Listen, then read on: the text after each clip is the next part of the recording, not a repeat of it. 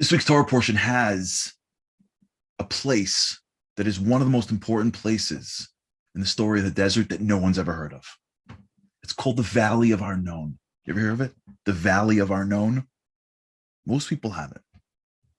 And it is, in many ways, as important as the splitting of the sea. The Red Sea gets a lot of press. Arnon gets nothing.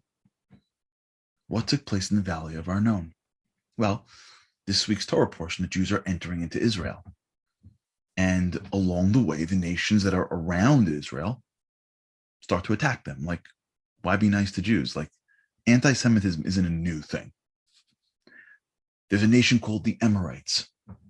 Well, what they did was they went to this one valley, the Valley of Arnon. In this one valley, there were these two mountains, these large mountains. And the mountains were so close to each other that it created a very narrow valley. And it was so close that the Medrash says that they can speak to each other from each side of the mountain. So this nation, the Amorites, filled the mountaintop with their soldiers, with their warriors. And they waited. And they knew that the Jews had to pass through to keep on going. And as the Jews were going to come through their valley, they were going to attack them from the top, basically destroying and killing as many Jews as they can. What did God do? God made a miracle. And the mountains moved together, killing many of these warriors and stopping them all. Jews had no idea. So they get to the mountaintop and the mountain's closed. It's a mountain. They don't know anything better. So they got to climb above the mountain and come down the other side. Only when they get to the other side did they realize the well that followed the Jewish people, that well went underneath the mountain and washed up much of the blood and the remnants. When they turned around and saw the blood from a mountaintop and the remnants, they started to put two and two together. This was a miracle that saved their lives, and they started to sing a song, the Valley of Arnon. Now, this is such a key moment because I'm thinking about if it was me climbing this mountain in the desert. It was probably like 180 degrees in my sandals. And I'm thinking, I'm probably schwitzing. And as I'm climbing the mountain, I'm thinking, really, you can't find a better way. Not knowing that the only reason why I'm climbing a mountain is because God already saved my life. The only reason why it's a mountain and not a valley is because God saved us. You see, in life,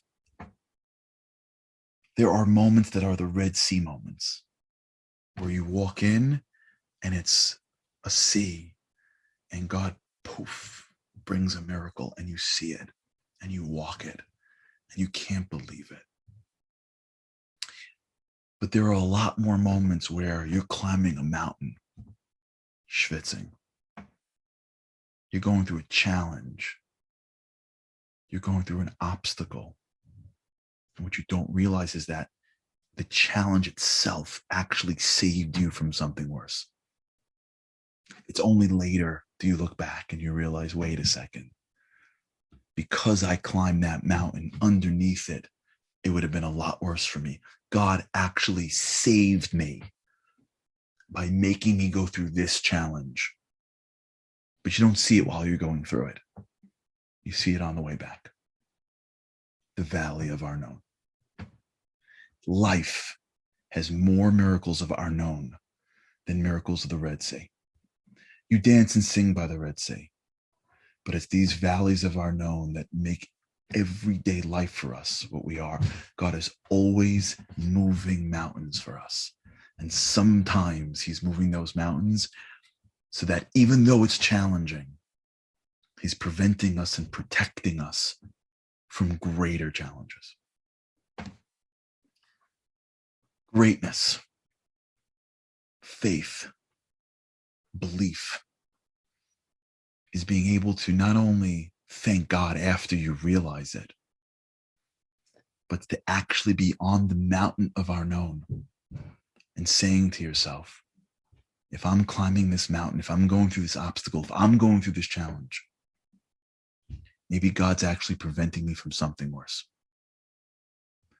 When we live with the gratitude of the Jews in the valley of the Arnon, that's when we really, really grow, are grateful, and become the people that are connected to God in the deepest way. Shabbat Shalom.